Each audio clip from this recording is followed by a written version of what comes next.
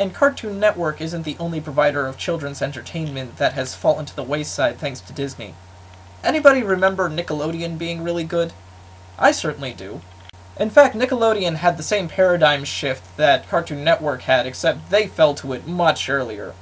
Nickelodeon used to have its own syndicated shows. Much like Cartoon Network had the Cartoon Cartoons, Nickelodeon had the Nicktoons. And boy, were they awesome. They were great. I mean, seriously. Any of you who remember All Real Monsters, or Rocko's Modern Life, or The Rugrats, or Invader Zim for you people who like Hot Topic, or even The Wild Thornberrys and Doug! Dear Lord, I'm actually saying Doug was better than the crap that Nickelodeon is putting out these days. And anybody who disagrees with me just has to watch one episode of Back to the Barnyard, and they'll know that Doug was superior even to that. Let me go on record here. I hated Doug, but I hated it less than I hate the current Nickelodeon lineup. Now that's not to say that there's nothing good on Nickelodeon anymore. Every once in a while, lightning struck with some good shows like SpongeBob SquarePants and The Fairly OddParents. Boy, those shows are great. And I'm even starting to like some of the episodes of Fanboy and Chum Chum, although you guys still have a lot of work to do. Sorry. Hey, you're better than Jimmy Neutron. Boy, what a train wreck that was. But all of a sudden now, Nickelodeon has gotten all preppy and teeny, and is now trying to appeal to that same 14-year-old girl demographic that Disney has by a throat hold. You've got iCarly, which is completely lame, and you've got Drake and Josh, which is equally as lame. Now you may be wondering why I'm attributing Jake and Josh as appealing to a 14-year-old girl demographic. And that's because the two of them are just basically stud muffins for these girls to look at. I mean, Drake is a thin, popular guy who plays the guitar. What 14-year-old girl isn't swayed by an acoustic guitar? And Josh is the somewhat portly young guy who became better looking, and he's a fixer-upper project for any girl out there. And we all know that every 14-year-old girl loves a good fixer-upper project. And I could go on, but you get my drift. And it's funny because I consider Drake and Josh and iCarly to be the great-great-grandchildren of the best non-animated show that Nickelodeon had back in the 90s. All that! Yeah, remember all of that? All that was... all that! It was amazing! It was wonderful! I mean, Linda Ellerbee with vital information for your everyday life. Ask Ashley with Amanda Bynes. In the good days of Amanda Bynes. Back when we didn't expect that much of her because she was like 12. But yeah! All that! It was the show that you watched the first 20 minutes of because it was sweet sketch comedy with the musings of Kel Mitchell and Kanan Thompson. And then you turned it off because the musical guest came on and you just didn't care. We want the funny, not whatever boy band is popular this week. All that was awesome. But then Amanda Bynes got popularity, and she had her own spin-off show, The Amanda Show. And this was also a sketch comedy show. It was basically the serious replacement of All That, back before Britney Spears' stupid sister got involved with the cast. But on the cast of The Amanda Show were Drake and Josh. What happened a couple of years later? Drake and Josh get their own show. And little Amanda Cosgrove plays the little sister on Drake and Josh. A couple of years later, Amanda Cosgrove has her own show in iCarly.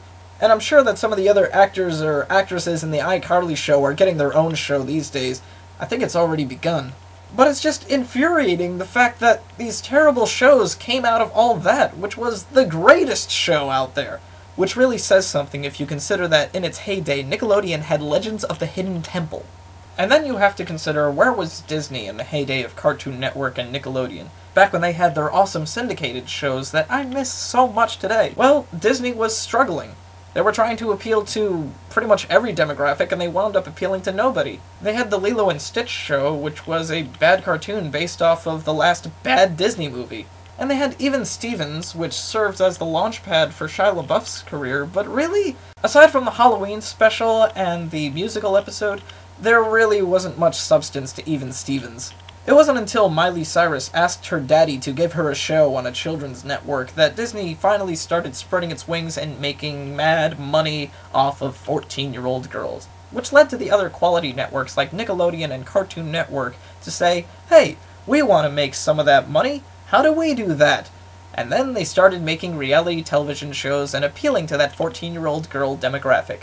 every once in a while acknowledging the fact that boys exist too, and younger audiences exist too, and you need to appeal to everybody with a network and not just one demographic.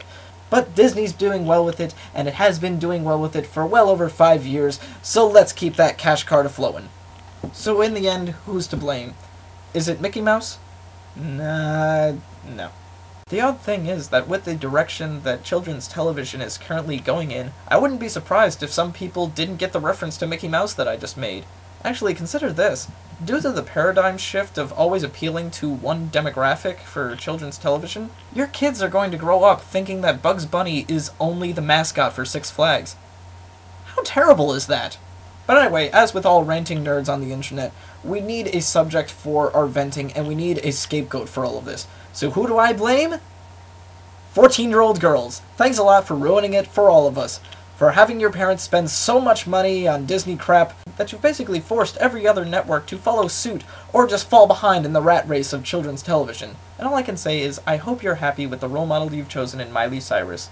The girl who doesn't write her own songs, and who pole dances at the Nickelodeon Kids' Choice Awards. Oh yes, you'll be fine adults, and even finer pole dancers. Figurines that fall like leaves, then disappear. Keep calling. Is it real? Is it real? Dark machines that wheeze and breathe and mark the air. Appalling. What is real?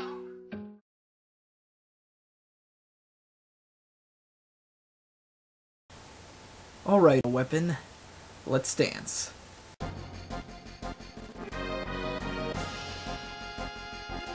on, I got you. Got you now. Now what up? What the heck?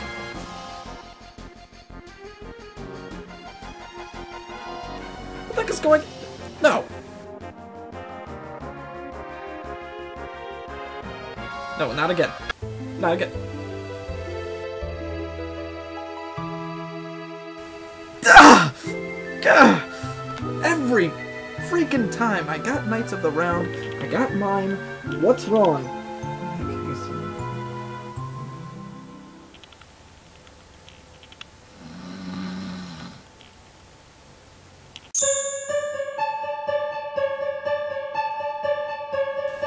Deep ground.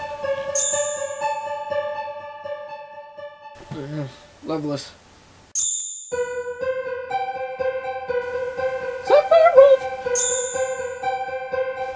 You really messed up, Cloud. I think I smell cookies.